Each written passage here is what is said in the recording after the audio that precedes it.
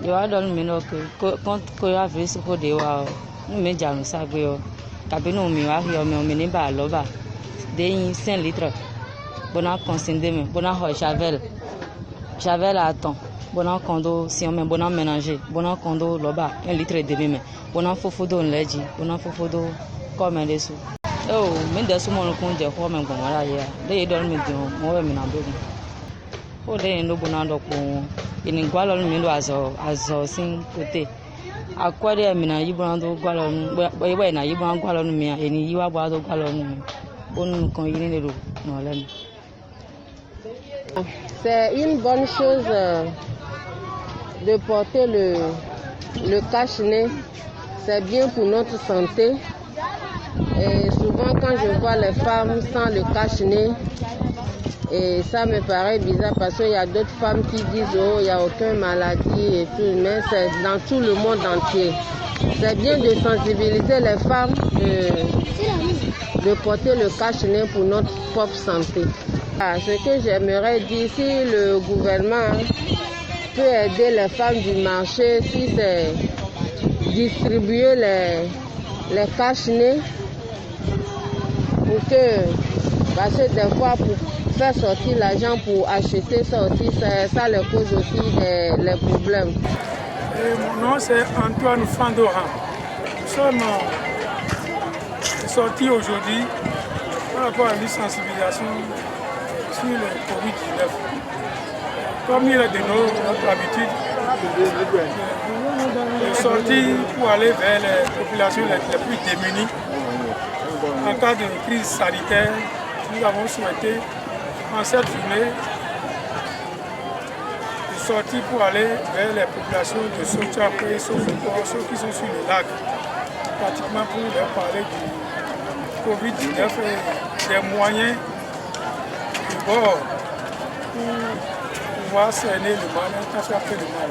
Ils sont vraiment tous intéressés. D'ailleurs, ce ne sont pas venus ici pour la première fois.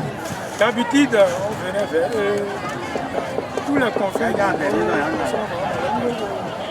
ils savent que nos sorties, souvent c'est pour amener quelque chose de bien. Ils ont vraiment adhéré dans le marché, ils ont vraiment voir que tout le monde était intéressé. Et nos activités, ça dépend de la situation sanitaire qui se présente sur la population. Nous sommes investis pour partager avec la population ce que nous avons appris dans nos universités. Partager, faire avec la population pour qu'ils puissent changer un peu de comportement pour qu'on puisse avoir de bons résultats par rapport aux crises en situation de crise sanitaire. On avait commencé depuis 2008-2009 avec la sensibilisation sur la drépanocytose et les hépatites.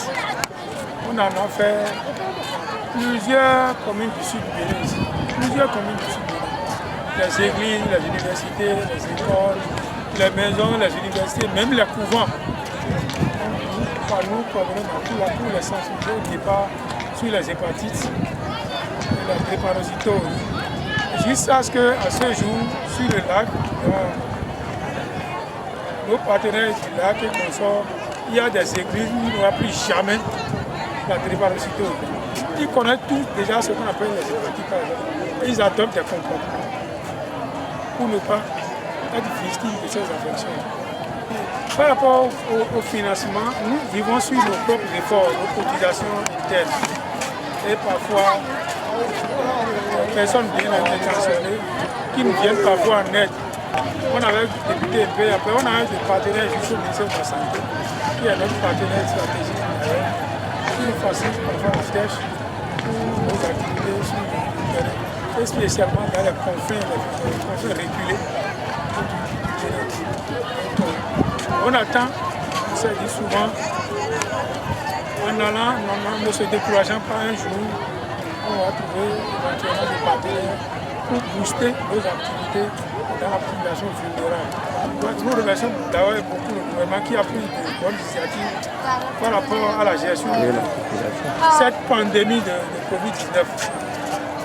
Un appel à eux de penser à nous. Nous avons un partenaire qui est le ministère de la Santé qui nous connaît bien Et de jour en jour, nous les attendons pour nous attirer, vers eux, pour leur donner les expériences que nous avons, les atouts que nous avons, surtout pour amener loin les intentions du gouvernement pour lutter contre les différentes affections dans notre communauté.